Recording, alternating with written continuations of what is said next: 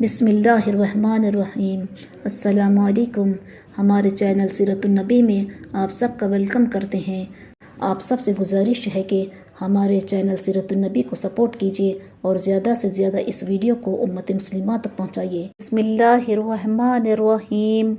تبوک میں حضرت کعب رضی اللہ تعالیٰ عنہ کی غیر حاضری اور توبہ۔ اسی تبوک کی لڑائی میں معذورین کے علاوہ 80 سے زیادہ تو منافق انصار میں سے تھے، اور اتنے ہی تقریباً بدوی لوگوں میں سے۔ ان کے علاوہ ایک بڑی جماعت باہر کے لوگوں میں سے ایسی تھی جو شریک نہیں ہوئے، اور اتنا ہی نہیں بلکہ یہ لوگ دوسروں کو بھی لا تنفروا فی الحر کہہ کر روکتے تھے، گرمی میں نہ نکلو۔ حق تعالی شانہ فرماتے ہیں کہ جہنم کی آگ کی گرمی بہت سخت ہے۔ ان کے علاوہ 3 سچے پکے مسلمان بھی ایسے تھے جو بلا کسی قوی عذر کے اس لڑائی میں شریک نہیں ہو سکے۔ ایک کعب بن مالک رضی اللہ تعالیٰ عنہ، دوسرے ہلال بن امیہ رضی اللہ تعالیٰ عنہ، تیسرے مرارہ بن ربیع رضی اللہ تعالیٰ عنہ۔ یہ تینوں حضرات کسی نفاق یا عذر سے نہیں ٹھہرے بلکہ خوشحالی ہی سبب رہ جانے کا بن گئی۔ کعب رضی اللہ تعالیٰ عنہ اپنی سرگزشت جو اس موقع پر پیش آئی مفصل سناتے ہیں جو آئندہ آ رہی ہے۔ مرارہ بن ربیع رضی اللہ تعالیٰ عنہ کا باغ خوب پھل رہا تھا۔ ان کو خیال ہوا کہ اگر میں چلا گیا تو یہ سب ضائع ہو جائے گا۔ ہمیشہ میں لڑائیوں میں شریک ہوتا ہی رہا ہوں، اگر اس مرتبہ رہ گیا تو کیا مذائقہ ہے، اس لیے ٹھہر گئے۔ مگر جب تنبیہ ہوا تو چونکہ باغ ہی اس کا سبب ہوا تھا، اس لیے سب کو اللہ کے راستے میں صدقہ کر دیا۔ ہلال رضی اللہ تعالیٰ عنہ کے اہل و اعزاء جو کہیں کہیں گئے ہوئے تھے، اتفاق سے اس موقع پر سب جمع ہو گئے۔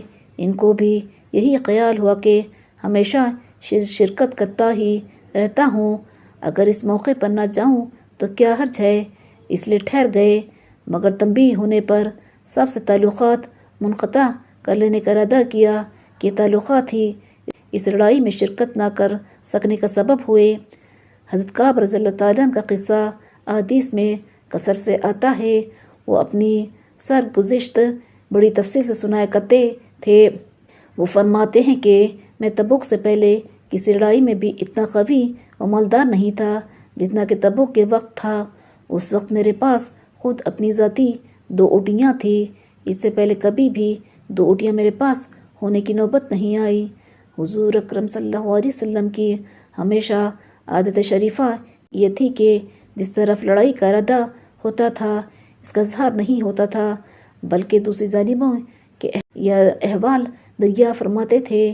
مگر اس لڑائی میں چونکہ گرمی بھی شدید تھی اور سفر بھی دور کا تھا، ان کے علاوہ دشمنوں کی بھی بہت بڑی جماعت تھی، اس لیے صاف اعلان فرما دیا تھا تاکہ لوگ تیاری کر لیں۔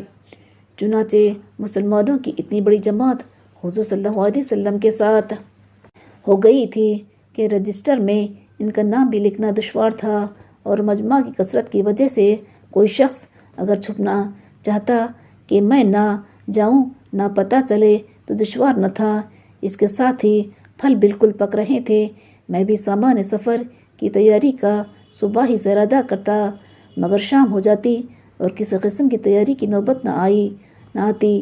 لیکن میں اپنے دل میں خیال کرتا کہ مجھے وسعت حاصل ہے، جب ارادہ پختہ کروں گا فوراً ہو جائے گا۔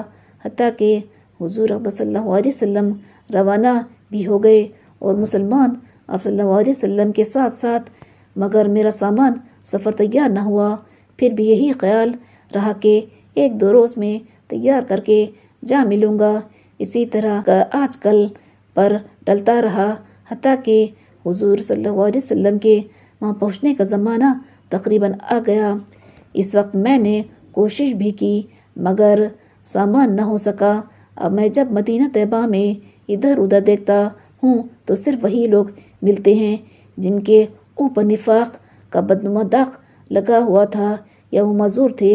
اور حضور صلی اللہ علیہ وسلم نے بھی تبوک پہنچ کر دریا فرمایا کہ کعب رضی اللہ تعالیٰ نظر نہیں پڑتے، کیا بات ہوئی؟ ایک صاحب نے کہا یا رسول اللہ صلی اللہ علیہ وسلم، اس کو اپنے مال و جمال کی اکڑ نے روکا۔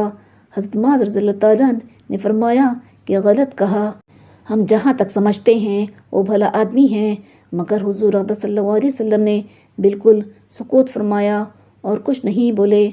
حتیٰ کہ چند روز میں نے واپسی کی خبر سنی تو مجھے رنج و غم سوار ہوا اور بڑا فکر ہوا، دل میں جھوٹے جھوٹے عذر آتے تھے کہ اس وقت کسی فرضی عذر سے حضور صلی اللہ علیہ وسلم کے غصے سے جان بچا لوں، پھر کسی وقت معافی کی درخواست کر لوں گا، اور اس بارے میں اپنے گھرانے کے ہر سمجھدار سے مشورہ کرتا رہا، مگر جب مجھے معلوم ہو گیا کہ حضور صلی اللہ علیہ وسلم تشریف لے ہی آئے تو میرے دل نے فیصلہ کیا کہ بغیر سچ کے کوئی چیز نجات نہ دے گی، اور میں نے سچ عرض کرنے کی ٹھان ہی لی۔ اس ویڈیو کو لائک شیئر کریے اور سبسکرائب کریے۔